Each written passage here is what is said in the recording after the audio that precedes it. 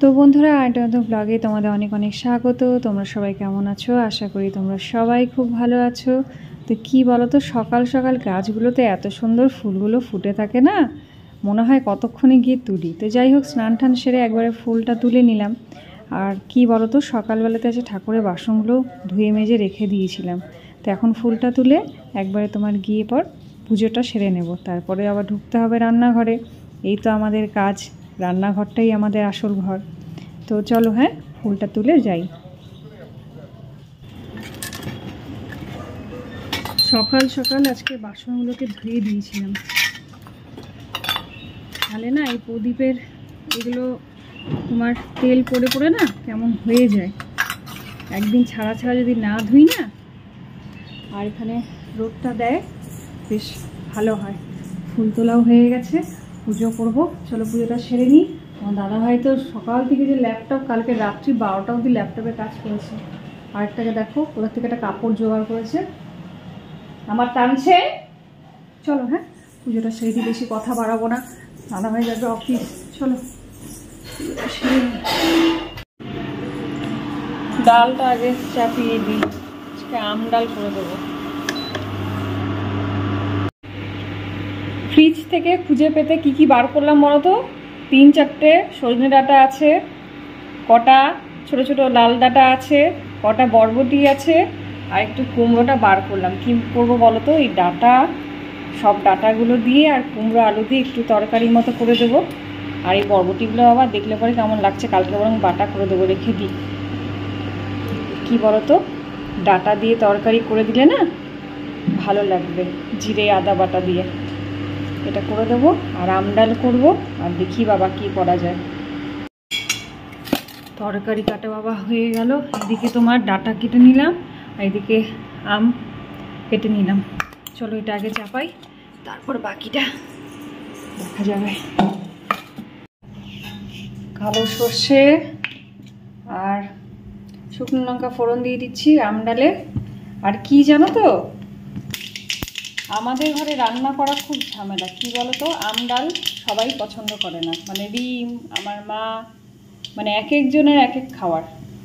যাই হোক, আমটা দিয়ে সর্ষেগুলো যা থাকে না। আর এই গরমকাল পড়তেই আম ডাল, পেটো এগুলো খাওয়া খুব দরকার শরীরের পক্ষে। তাও আমি দিনকে দিয়ে দিই জোর করে, কিন্তু মাকে তো যাওয়া যাবে না। ছোটোতে যা খাওয়ানো যাবে, বড় হলে বড় তার জোর করে খাওয়াতে পারবো না। ডালটা দিয়ে দিই, আমটার সাথে সেদ্ধ হয়ে যায়।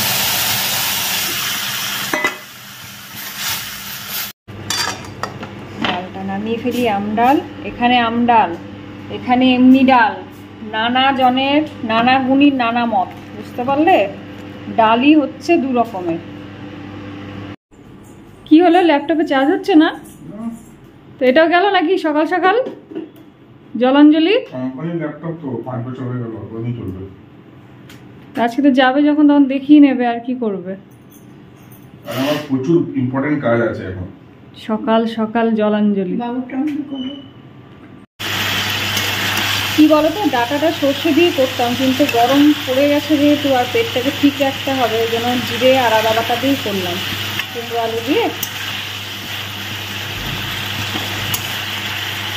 হয়ে গেছে প্রায়। আর এদিকে কি বলতো, বরবটিগুলো নষ্ট যাবে, কালকে আবার বাজার আসবে, যে কারণে বরবটিগুলো একটু ভাজা করে দিই। আর এদিকে পরে আলু ভাজা করব। এই আলু ভাজা খেতে খেতে না আমারও মুখটা পচে গেছে, বুঝতে পারলে তো। এই লঙ্কাগুলোকে না রাখলাম, কি বলতো, ভাবছি রোদে দিয়ে দিলে শুকনো লঙ্কা হয়ে যাবে না,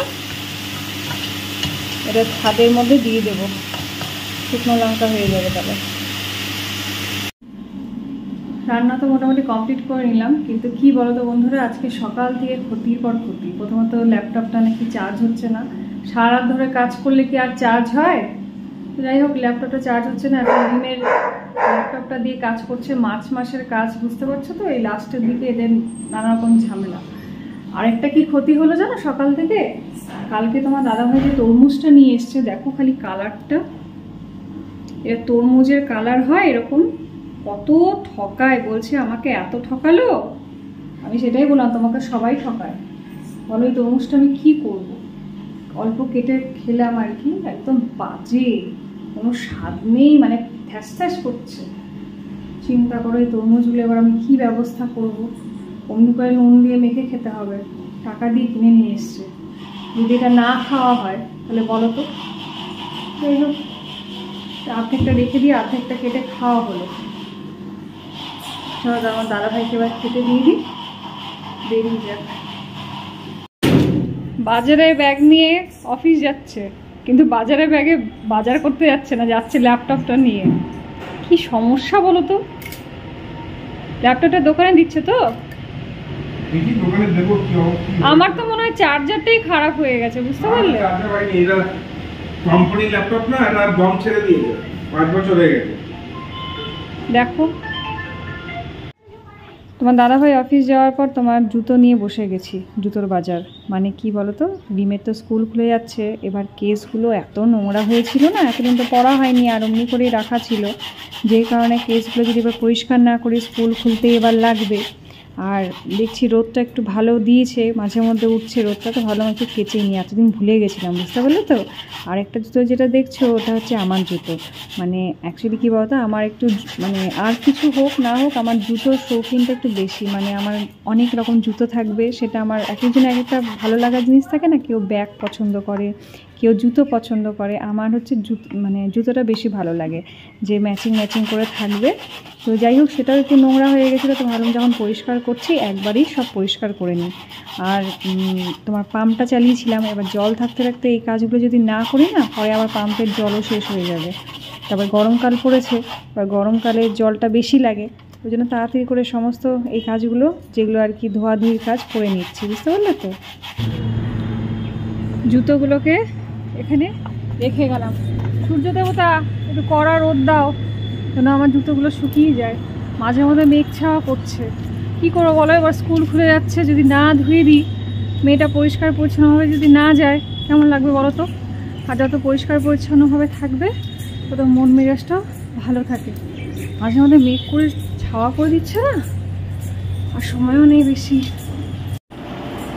তোর আবার বাদরামি শুরু তো, জামা কাপড় ধোয়া জামা কাপড় এগুলো বাবা নিয়ে এলো ছাদের থেকে, আর তুই মুখে নিয়ে বসে থাকলি। কি নিয়েছিস এটা দেখি, কি নিয়েছিস? গেঞ্জি পরবি? চলো এটা রাখো, চলো খেয়ে নেবে, 1:30 বেজে গেছে, চলো চলো রাখো, চলো চলো। তো বন্ধুরা আজকে আবার জেগে উঠেছি, বুঝতে পারলো তো।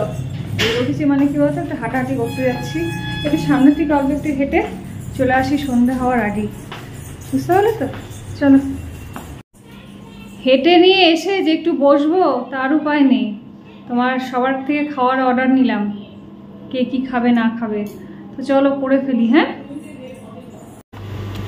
আমাদের ঘরে দেখবে রুটির থেকে পরোটাটাই বেশি হয়, শুধুমাত্র এই রিমের জন্য। তাই চিন্তা করো, এখন তো গরমটা পড়ছে, যদি আমি রোজ রোজ পরোটা করি পেটটার কি থাকবে, ঠিক থাকবে? বোঝেই না।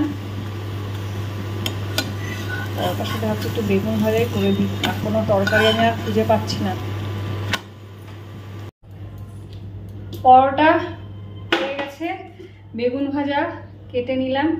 আর কি বলতো, একটা বেগুন রেখে দিলাম কালকের জন্য। একদিন যেতে না যেতেই কালকের চিন্তা, কালকে পালং শাক আছে অল্প, ভাবছি বেগুন দিয়ে করে দেবো। তো 2খানা বেগুন কাটলাম। ডিমের বাবা বললো আজকে ভাত খাবো না, পরোটা খাবো। তো যাই হোক, ডিমও পছন্দ করে, তো চলো হ্যাঁ বেগুনটা ভেজে নিই তাড়াতাড়ি। তো বন্ধুরা, আমার রাতের খাওয়ার আমাদের পরোটা বেগুন ভাজা সবাইকে দিয়ে দিয়েছি, তোমার দাদাভাই খালি বাকি না। ধন্যবাদ। তো বন্ধুরা, আজকে পরোটা বেগুন ভাজার সাথে আমার ভিডিওটা শেষ করছি। যদি ভালো লেগে থাকে অবশ্যই একটা লাইক করে দিও। কালকে আরেকটা নতুন ব্লগ নিয়ে আসবো। ততক্ষণের মধ্যে তোমার সবাই খুব ভালো থেকো, সুস্থ থেকো, আর আমার চ্যানেলটা অবশ্যই দেখতে থেকো। আজকের মতো টাটা। টাটা করে দাও, সবাই খাচ্ছে, টাটা। সবাই বেগুন ভাজার পরোটা, চলো আমিও খেয়ে নিই। দেবে গেছে খুব জোর, চলো। হেঁটে এসে বেশি খিদে পেয়ে যায় জানো তো।